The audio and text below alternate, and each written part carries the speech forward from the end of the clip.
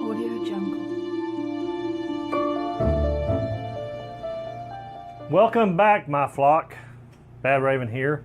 We're going to do a review of a movie that I totally, awesomely love. I don't know how many 80s references I can use in this, but this wasn't set in the 80s. But hey, I was from the 80s, so let me use what I have to. We're going to review 300. If you don't know what 300 is, it's going to be a spoiler review. I don't mean for it to be a spoiler review. I'm not going to give the whole story, but I'm going to give some tidbits out that you might want to watch. So if you haven't seen 300 and you want to watch it, go ahead and watch it. This movie came out in 2006, and I can't believe it's been 12 years. 12 years, 2018, make 12 years when it came out in March. My brother-in-law Lloyd Smith, he told me about this movie when it was out, and I was like, I hadn't heard anything about it, and he said it was, I think it was a graphic novel, Frank Miller, I think that's what it says, that it was based on. I could be wrong about that, but I think it's what it said during the trailer I was watching. This movie was directed by Zack Snyder, and he directed Batman vs. Superman and Watchmen, and both of this movie, 300 and Watchmen, I think they were both graphic novels, my brother-in-law Lloyd said. And Zack Snyder, he has a very unique style. The way he directs his movies, a lot of green screens, and if you don't know what that means, is where they stand in front of a green screen and they add all the backgrounds and all the creatures and stuff they're fighting. And there's some people in there, the actual actors, but still, it's very unique because there's not much, they're not really on location, filming this. They make the location while they're there. So you can tell by the style of the film that that's the way it looks. But still yet, he likes he's got a lot of dark scenes, a lot of foreboding type scenes where it just builds the tension and the pressure, of the movie, which is really cool. And some of them, some movies like Batman vs. Superman, I think he went overboard. But anyway, we'll go into that. Let me tell you who's in this movie. We got Gerard Butler as King Leonidas. Awesome portrayal of this character. You could tell every one of the Spartans that are in this have really did a workout where they, built their muscles up. They worked. You think they are the Spartans back in that day? They've trained very well for the making of this movie, and he plays King Leonidas and does a tremendous job in his acting. Lena Headey is Queen Gorgo. I hope I'm pronouncing that right. They make Zack Snyder does like to push very strong women characters. If you've watched the Games of Thrones, she's in it, and she's a very strong character in that because she does very good in her roles. She's not the damsel in distress by any stretch of imagination in this one or any of her shows.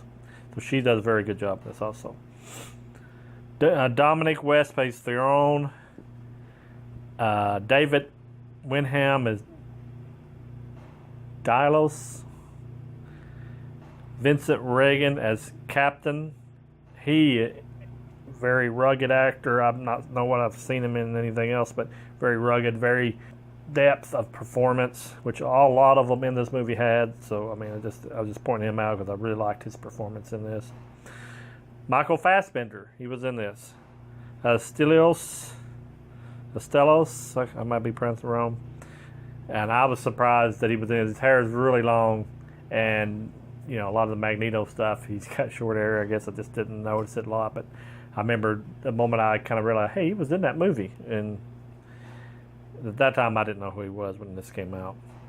Tom Wisdom as Astonius, I guess that's how it's pronounced. Andrew Plevin as Deox. Andrew Tiernan as Euphrates. I can't pronounce that. I'm sorry. I know I'm probably killing these words. I'm sorry here. Rodrigo Santoro as Xerxes. So that's the main ones in this movie. Like I said, it's based on folklore, I guess you could say. It's about the Greeks fighting the Persians, and Xerxes has got like over 100,000 troops or something, and he's like trying to invade Greece. Persians are trying to take over Greece, and Xerxes is the head of that. He's got 100,000 men in his army, and then you got 300 Spartans to fight against them, and they get a few other people from let's see where it says 700 Thespians and 400 Thebans.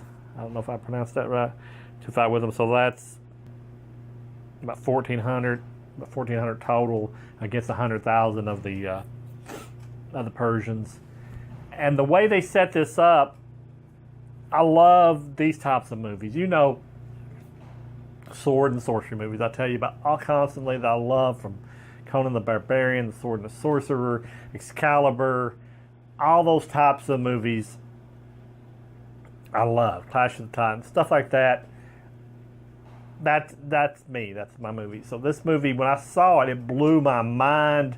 I loved that it was rated R. I loved the blood and the gore, and not just for blood and gore's sake, just for the way it was intercut together in slow motion, and all these green screens, and all the great high definition of the quality of the kills and stuff. And I love the way Zack Snyder brought this all together. I really love this Zack Snyder movie.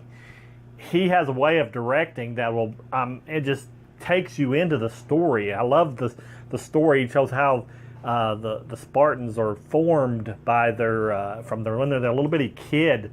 They like teach them to fight, and they don't take any kid that has any kind of problem. They actually kill any child that has any kind of problems, like, you know, anything that's wrong with them, they'll just cast them way over a cliff as a baby if it doesn't come out perfect then. And then they train them from a little child to fight and to survive out in the wilderness. Take them out in the wilderness with just a sword, or not a sword, but like a pole spear, and they have to fight their way with wolves and everything and be able to survive. They take them from their mother at a young age, and they learn them all these fighting skills and become these ultimate warriors that they are. And it's just really neat the way the movie takes you into that. And, you know, the slow motion scenes that he does with the fighting, and it's just really neat the way that he does it. I'd never seen anything like that when I watched this movie when it came out in 2006. You know me, I love that kind of stuff, and then to see it done a different way is just like mind-blowing. And that's what this movie did for me. But anyway, the story revolves around Leonidas, and he's the king of the Greeks, and he is confronted by a person that's being brought to. That he's come with the heads of other kings on his horse to tell him that they want him to bow down to Xerxes of Persia, or they're going to fight him. You know, so if you're a Spartan and you're ready to kick butt at any moment, that doesn't come good when they come straight into your place and just pretty much threaten you. And you're a Persian. Needless to say, the I am Sparta line comes in cool, where he kicks him, this messenger, into the big deep well, you know, and where their kingdom is. So that was totally awesome, and to start off with. And you see the way that they come together and they fight as a team, and they go on out to fight this, even though they know this army is 100,000 troops, and they head out, leave their women and children back at the place, and go to fight this war.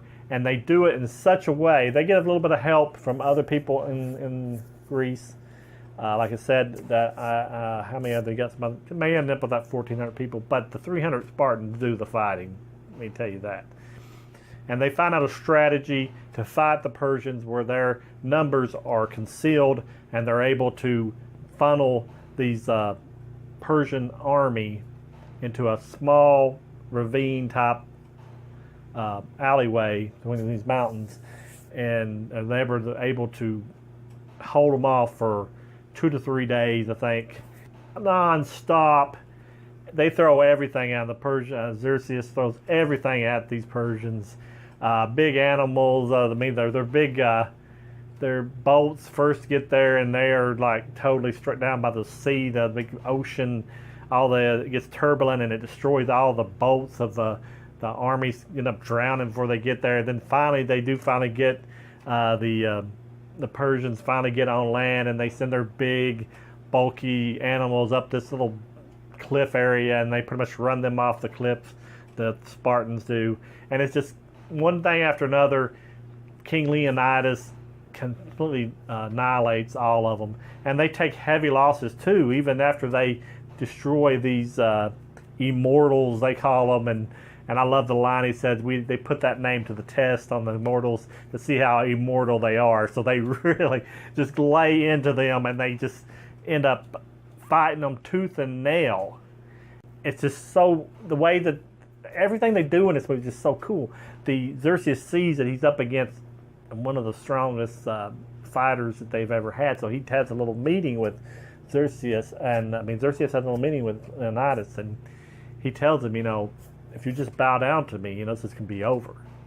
I just want you to bow down. And Leonidas, of course, being a Spartan that he is, like, I'm not going to bow down to nobody. And he said, and before this day is over, a god will bleed. Because they think Xerxes thinks he's like a god, because he's a huge, massive a man. And he just basically put it back to him in his face. I like the Fassbender's character, like, they get confronted at the very beginning of the fight. I'm kind of going back and forth in this, so forgive me.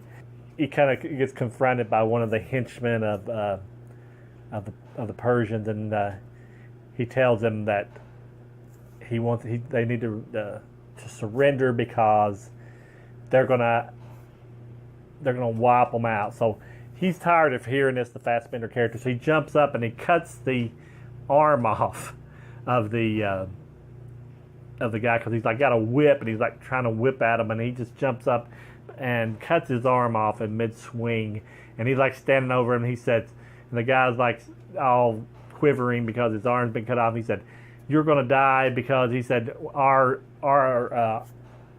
archery guys, that shoot the bows, it's gonna shoot off so many bows it's gonna blot out the sun. And Fassbender comes back with his famous line. He's like, "Well, then we'll fight in the shade." And this is so they had so many quotable things, like Leonidas saying, "Tonight we dine in hell," and that was just a cool scene.